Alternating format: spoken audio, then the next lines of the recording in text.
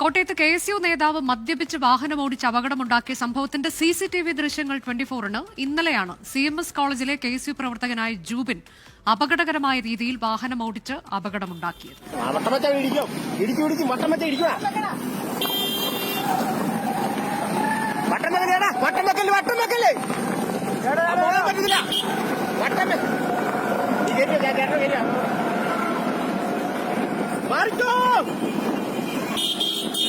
Marco!